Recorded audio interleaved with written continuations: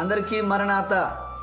ప్రభునందు ప్రియమైన దేవుని బిడ్డలారా, ఈరోజు దేవుడు మనకు అందిస్తున్నటువంటి వాక్యము మొదటి దినవృత్తాంతముల గ్రంథము 22వ అధ్యాయం 16వ వచనంలో దేవుడు స్పష్టమైన మాట మనతో మాట్లాడుతున్నారు. కాబట్టి నీవు పని పూనుకునుము, యెహోవా నీకు తోడుగా ఉండునుగాక. ప్రభునందు ప్రియమైన దేవుని బిడ్డలారా, ఎప్పుడైతే దేవుని కొరకు ఆయన చిత్త ప్రకారముగా ఏదైనా పనిని మనం పూనుకున్నప్పుడు దేవుడు తోడుగా ఉంటాడు.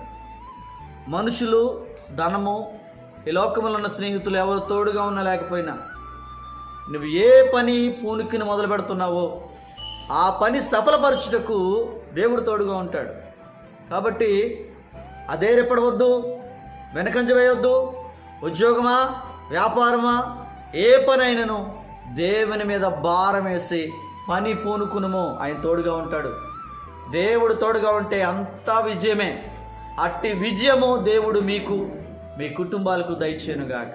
ఆమేన్. మరణాలు.